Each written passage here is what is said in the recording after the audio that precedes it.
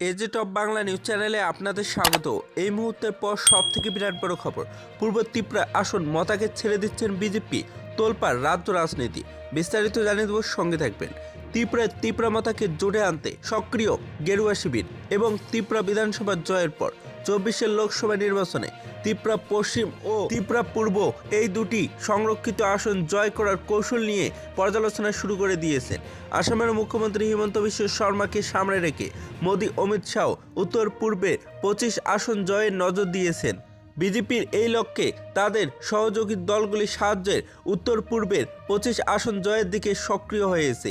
হিমন্ত বিশ্ব শর্মা ইতিমধ্যেই মোদি শাহের কাছে অসমের 14 আসন ও ত্রিপুরার 2টি আসন সহ 25 আসন জয়ের কি কৌশল হওয়া উচিত তার নীল নকশা পেশ করেছেন। নাগাল্যান্ডে এনডিপিপি, মেঘালয়ে এনপিপির মতো ত্রিপুরাতে লোকসভা নির্বাচনে মসৃণভাবে জিততে উপজাতিদের জন্য সংরক্ষিত আসন ত্রিপুরা পূর্ব ত্রিপুরা মথাকে ছেড়ে দেওয়ার জন্য হিমন্ত কেন্দ্রীয় নেতৃত্বের কাছে প্রস্তাব দিয়েছেন বলে সূত্রের খবর। ত্রিপুরা মথাকে বিজেপি নিজেদের জোট শরিক করতে চাইছে এবং ত্রিপুরা মথার প্রধান মহারাজা প্রদ্যোৎ কিশোর দেববর্মনের সঙ্গে সরাসরি কেন্দ্রীয় স্বরাষ্ট্রমন্ত্রী অমিত শাহ কথা বলছেন।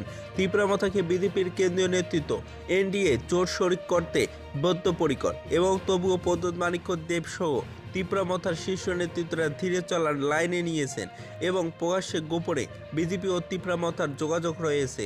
তাতেই বেশ উদ্বিগ্ন ত্রিপুরার দুই বিরোধী দল কংগ্রেস ও সিপিএম। যদিও বিধানসভা নির্বাচন মিটে যাওয়ার পর সিপিএম কংগ্রেসের বন্ধুত্বের চির ধরেছে এবং কংগ্রেসের অবান্তর প্রাক্তন প্রদেশ কংগ্রেস সভাপতি বিরোধী সিনহা এবং প্রদেশ সভাপতি আশিস কুমার সাহা, বিধায়ক সুদীপ রায় বর্মন এর মধ্যে স্নায়ুর লড়াই দূরত্ব বাড়ছে। বিরোধী শিবিরের এই ছন্নছাড়া অবস্থাকে কাজে লাগিয়ে বিজেপির রাজনৈতিক ফায়দা তুলতে এখন থেকেই মরিয়া।